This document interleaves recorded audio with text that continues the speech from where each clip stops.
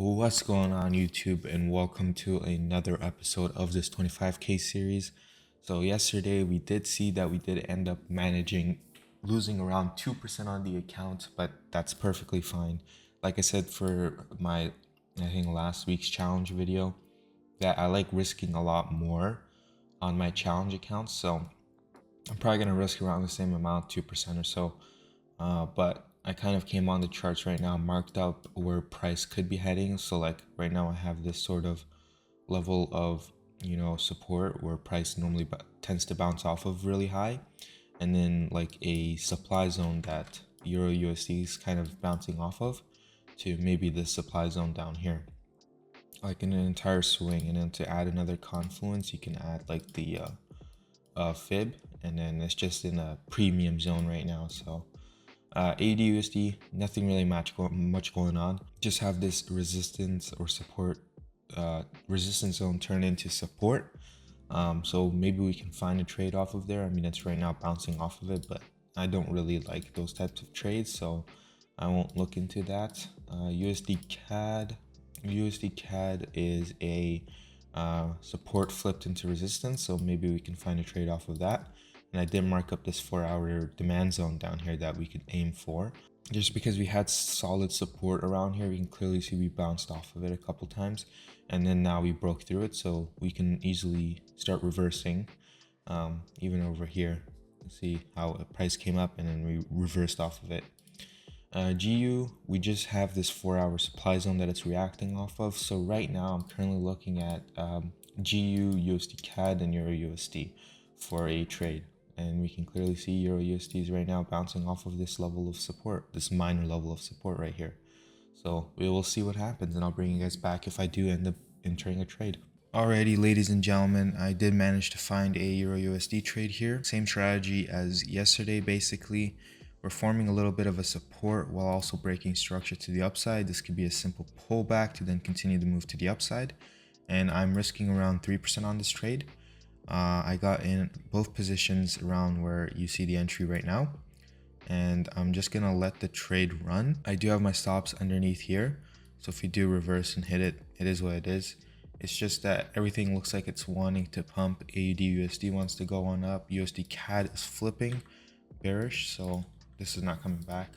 GU would have been a solid trade. Like I had this marked out right here, and it came back, tapped into the zone, went for a 1 to 2, risking 3%. I would have been able to pass the challenge, but you know what?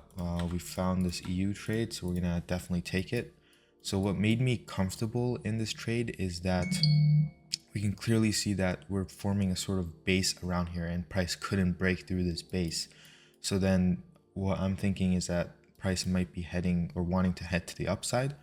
So I'm just going to aim for around a 1 to 2, like around here, because it's 3% risk. So I'm just trying to pass this challenge. So if it's 3%, that would be, I need 7%. So it would be around a 1 to 3 actually I would have to risk. Sorry for the background noise. 1 to 3, risking 3%, that's 9%, maybe a 1 to 2.5.